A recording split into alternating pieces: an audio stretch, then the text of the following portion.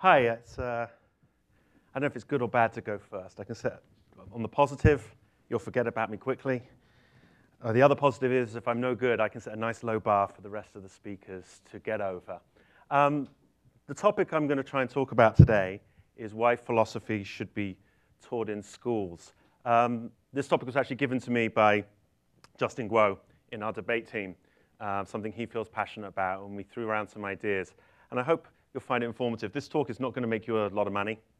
This talk is not going to make you very powerful, but I'm hoping that this talk will help spread ideas that will make us a better society. So the broad reasons why I think philosophy should be taught in schools, and not just high schools, all schools. Number one, and this is the one we're going to get rid of quite quickly, it improves verbal, spatial, and numerical abilities in students.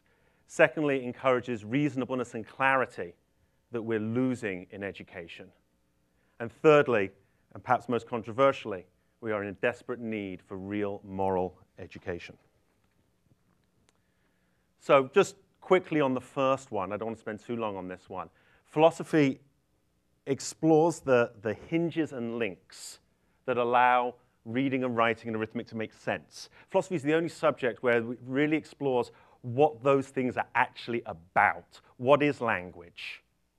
What do we mean when we say certain words? It's the only subject that we can teach that it deals exclusively in concepts and most fundamentally good reasoning. And results show this. I don't want to spend a lot of time throwing out statistics because in education, that happens all the time. And there's lots of ways we can improve education. I could give you statistics that show giving students recess will improve scores. But experiments have been done where philosophy has been taught at all levels. And it's been shown that reasoning goes up, literacy goes up. Most importantly, actually, perhaps, students' confidence goes up. Students feel able to articulate their arguments better. And in fact, the most comprehensive survey of this in England found that 71% of students actually maintained the gains into adult life. They remained higher in reasoning and literacy and in their verbal, spatial, and numerical skills. But I really want to get on to the more controversial and perhaps trickier concepts and more thoughtful ones.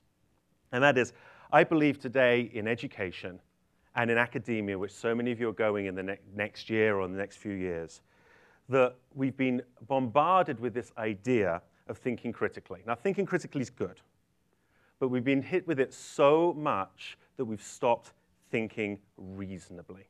And philosophy helps us think reasonably. We should be critical, but too often this means we take simple ideas and deconstruct them into meaningless, jargon-filled garbage.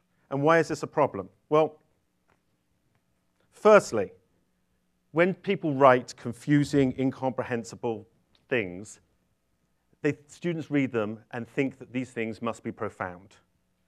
If people write long and ponderous sentences filled with jargon, they assume the readers will be dazzled and more likely to accept whatever is being argued. Secondly, complex language is a way for academics to remind ordinary people that they live in a great ivory tower and they're part of a group with special knowledge that ordinary people lack. And that's academic snobbery at its worst. Lastly, this complex language and jargon masks a fear of being wrong. If your prose is clear and your arguments are easy to follow, your case can be scrutinized and you can be held to account. Overly complex language shrouds this problem. I'm going to give you two examples. Let me just put this down for a second. This is Alan Sokal. Alan Sokal was a left-wing thinker. He's a scientist. He's worked in Nicaragua. He's worked for rights all over the world, as well as being a scientist. And he saw that this jargon and this academic, overly complex language was destroying what he thought was fundamental truths. So he did an experiment. He wrote an article to a journal called Social Text, a journal which proudly proclaims to be working in the field of cultural studies and, quote, seeks to address that scientific knowledge is affected by social and cultural conditions. The idea that science changes when we go to different cultures. Alan Sokal's article was entitled transgressing the boundaries towards a transformative hermeneutics of quantum gravity. In this article, which was clearly a spoof, he argued that recent developments in, quote, quantum gravity meant that one day science would be free from, quote, the tyranny of absolute truth and objective reality. He argued that the traditional concept of gravity was just a capitalist fiction that would be made irrelevant by the socialist, feminist, and relativist theory of quantum gravity. His article was reviewed by 6 professors and published without a problem.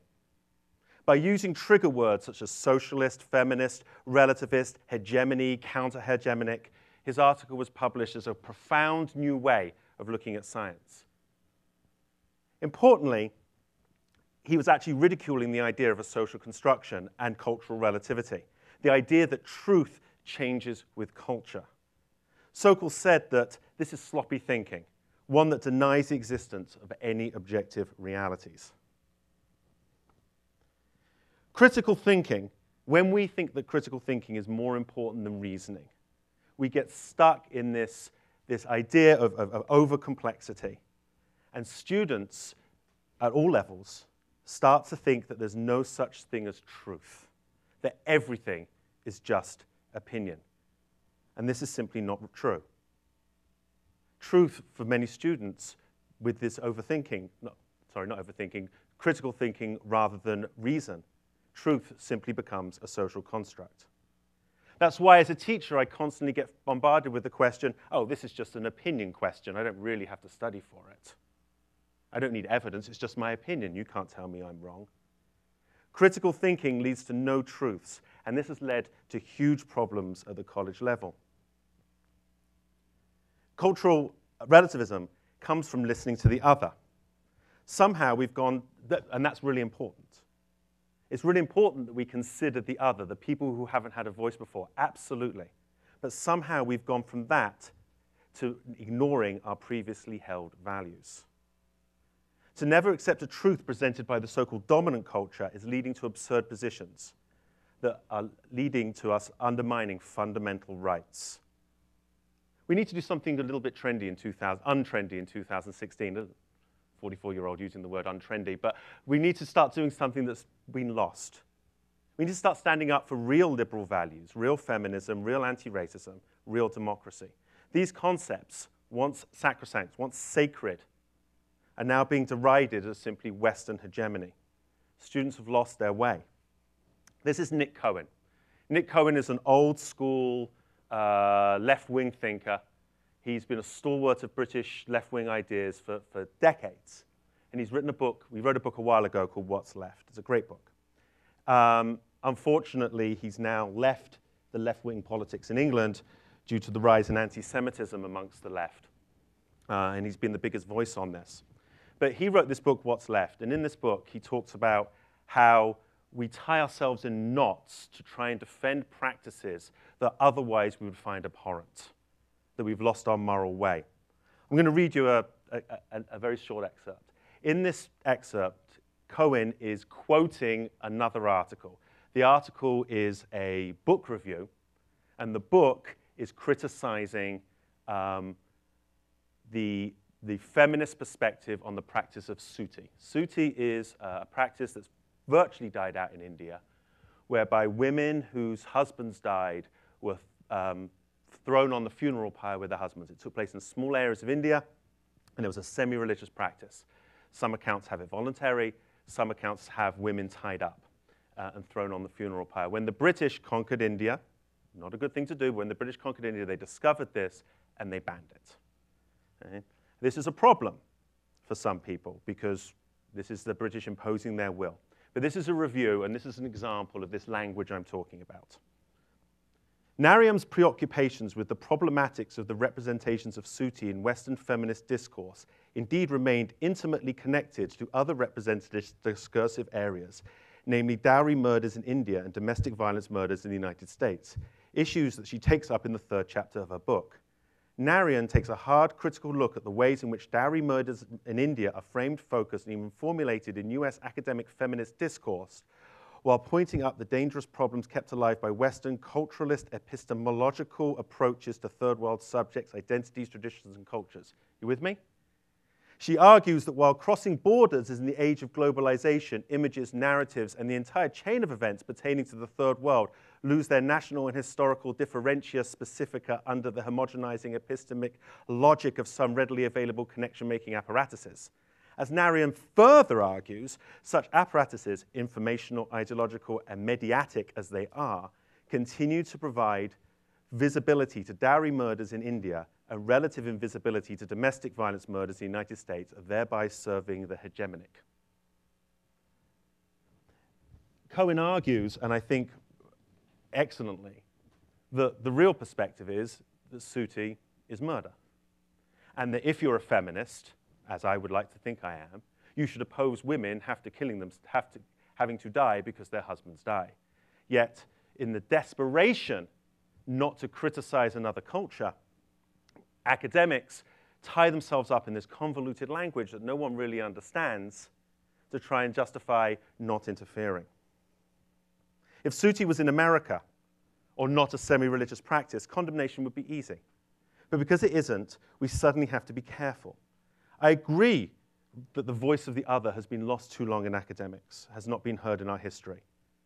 Those who were the victims of colonialism have been silenced way too long, absolutely. But that doesn't mean that practices that aren't from here should be free from criticism, or that Western concepts of rights and equality only apply here too. I use this example of Sooty because I was amazed when this came up in 9th grade history, how many students thought the British were wrong for making it illegal. They had no right to interfere. It's their culture. Who are you to say that they are right, that the British were right and you are wrong, and they are wrong?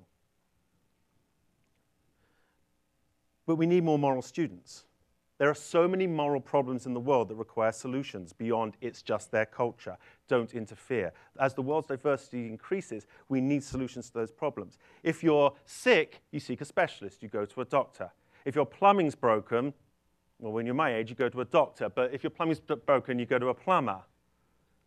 That's the only joke. We need people who are experts in morality because there are so many moral problems in the world, and that's why we need to teach this to students.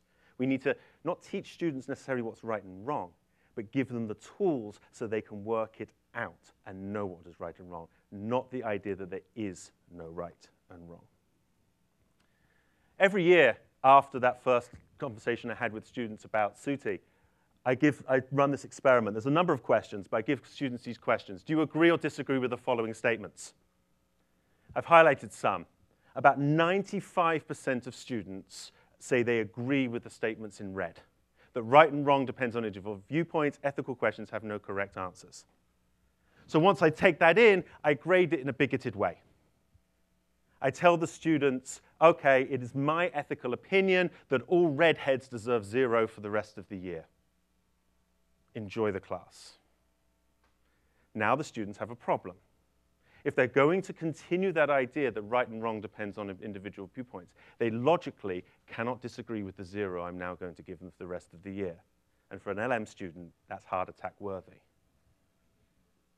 They also make a very interesting contradiction. This list has not been changed or altered in any other way. They also agree with G. Freedom of religion ought to be protected. But they don't see the contradiction.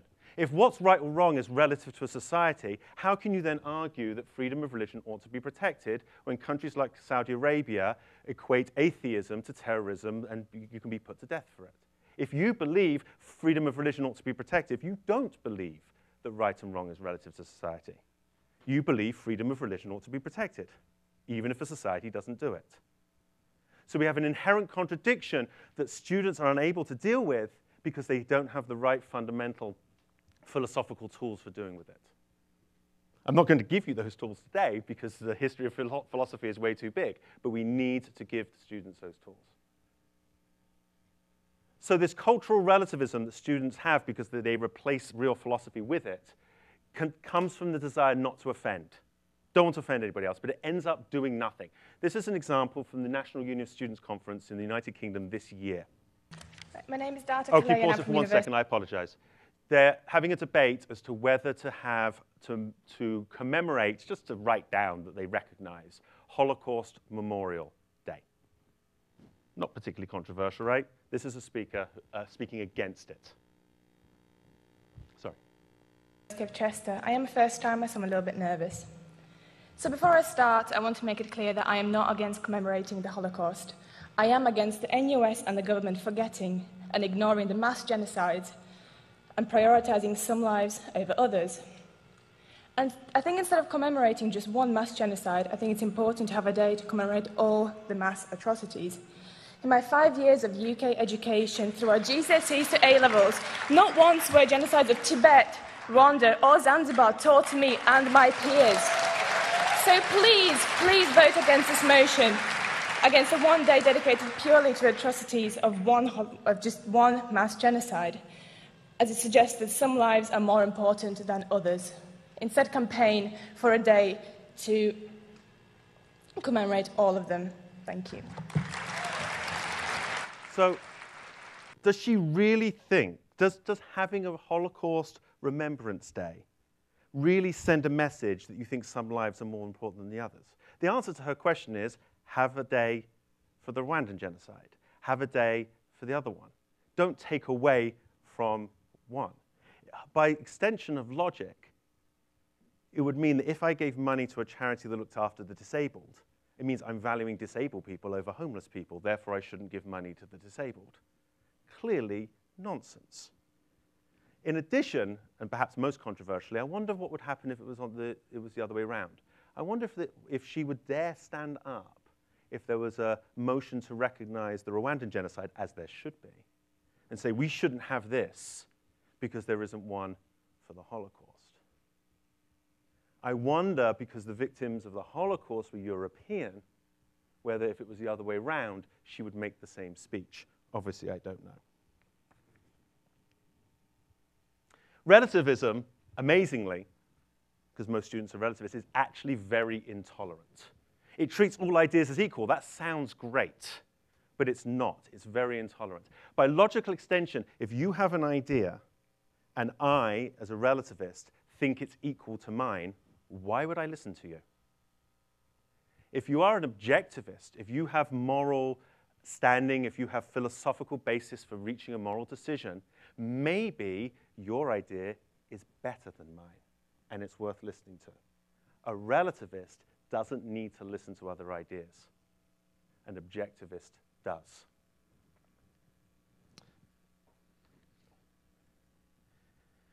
The students today, because of their lack of philosophical grounding, are desperate to appease prejudice in the name of culture, meaning they support things they never should. I would argue that we should be trying to promote a position. We talk about gender equality as we should. We talk about ending racism as we should. We talk about gay rights as we should. But we need to expand it. We need to be talking about those on a global level. Abraham Lincoln talked about government of the people, by the people, for the people, should not perish from this world. He didn't say from America, he said from this world.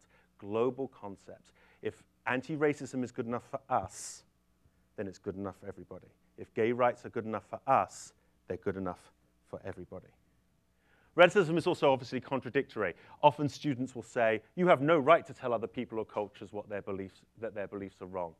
Well, that's an objective statement. You're telling me what I have to believe. So it's self-contradictory anyway. Morality, students often say, well, it's not measurable.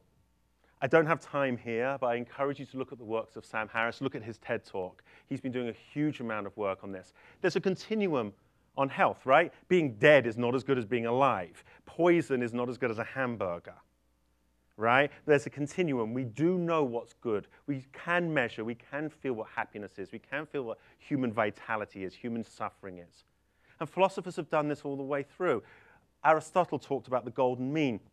But it wasn't just Aristotle. That's really the fundamental one of Western thought. But Confucius, Buddha, Maimonides in Judaism, Muhammad, Aquinas, all had similar concepts which we've lost for the sake of tolerating intolerance. Whoops. And our desperation not to offend has meant that we're stifling the opinions of others. This is a logical extension of relativism. If this is my opinion and no other opinion can be better, I get the right to shut down that opinion. And so our desperation not to offend is stifling free speech, the absolute fundamental backbone of the Western Enlightenment, democracy and progress. And we can't give that up. It's amazing to me that in 2016, we actually have to defend free speech in America and in Europe. But apparently we have to. And this is why we need philosophy taught to students. The next generation won't have to do the same. What have we seen? We've seen cafeteria food at Oberlin protested because it's cultural appropriation, because the Chinese food isn't authentically Chinese, or the Korean food isn't authentically Korean, and this is deemed offensive. Who do you think came up with Chinese American food? Chinese Americans. Korean came up with food that was more palatable to the Americans based on the Korean idea. Okay? So it's not cultural appropriation, it's people from that culture adapting it to Western taste. It's something that should be celebrated. We have students at Yale unable to have a decent conversation about Halloween costumes. At Yale? Halloween costumes? Really? We have students demanding that the media be banned from their protests so they feel safe at the University of Missouri. And I've got a video clip of that in a minute. And we have attempts to ban, my own personal point of view coming out here, but we have attempts to ban Israeli scholars from all campuses, including drowning out speakers. I would say oppose all you like. You don't like an Israeli speaker? Stand out there with banners, hand out leaflets, write letters to the newspaper, hold a counter demonstration, but you have no right to silence that speaker and deny other people from hearing him. So this is a short video clip. This is University of Missouri, and this was a Black Lives Matter protest, something I absolutely support. And there's a student, this young man here is a student, and he's trying to take photographs. The protest was on public land. We'll just play a very short clip of what happened. Yes, I can. This is the First Amendment that protects your right to stand here, protects mine. You're not going to yell at her? So just calm down. You're not going to Okay, ma'am. She doesn't want you. They don't want you in front of her. Ma'am, don't yell at me. Ma'am, the First Amendment protects your right to be here and mine. I will pause there for a second. So the photographer on a college campus in America, a fellow student, is being denied free speech to record what is an important protest. And at the very end of the protest, an incredibly astonishing thing happens. They form a circle, which is cool, there's no issue about that, and another journalist is trying to film. Hi, media, can I talk to you? No, you need to get out. Well, you need to get out. No, I don't. You need to get out. I actually don't. All right. Hey, who wants to help me get this reporter out of here? I need some muscle over here. Who wants to get this reporter out of here? I need some muscle over here. That woman is an assistant professor of journalism at the University of Missouri. Journalism. She's actually been fired, so there's something positive, I suppose, came out of it. But I don't, right? And she's not really apologetic, by the way. I've seen interviews with her since. Shutting down free speech that you disagree with because you have nothing to learn from it is so dangerous. All right, so I have to finish with something by Winston Churchill, because he's the man. Now, unfortunately, I submitted this a week ago, and I just discovered that we have no proof that Winston Churchill actually said this, so that's really annoying. And as someone who tries to uphold good academic standards, I have to admit that. There's no actual proof that he said this, but it sounds like something he would have said. So we're gonna live with that, right? It's probably from an 18th century book I've since discovered, but anyway. You have enemies, good. That means you've stood up for something sometime in your life. The fact that morality is of the utmost importance and we can become better people is not what I consider a controversial fact. The fact that moral education has not been considered to be important enough to be an educational requirement in our education system or in college is an outrage. Why do we need philosophy taught in schools? So we can have champions for free speech, so we can have champions for democracy everywhere in the world, equality everywhere in the world, women's rights, gay rights, religious and atheistic freedoms, workers' rights, indigenous people's rights, everywhere, and no longer excuse abuses as merely cultural differences. You do not have the right not to be offended. defend yourself against it with logical, clear, rational, reasonable arguments. One day, I have no doubt, statues of Winston Churchill, if we keep going the way we are, statues of Winston Churchill will be taken down because he supported colonialism early in his career. He made some un-PC comments about women, and he didn't care about the effects of passive smoking of his cigars. Forget that he saved democracy from fascism, demanded the world stand up and fight evil, and he knew what evil was. He defined it. Because today, he'd be faced with people who would argue, well, fascism wasn't really evil. It was just their way of expressing their own beliefs. It was just their reaction to how we had treated them before. This quotation tells us what we are losing without teaching students how to reach clear, objective truth through clear, unmuddled thinking. Without embedding methodologies in students to recognize the enemies of freedom, equality, and respect, we're doing them a great disservice. We wouldn't send out students in the world without a clear understanding of what a healthy body is. But right now, without teaching philosophy and methods of moral reasoning, we're sending students out in the world without having to defend freedoms and rights. Thank you.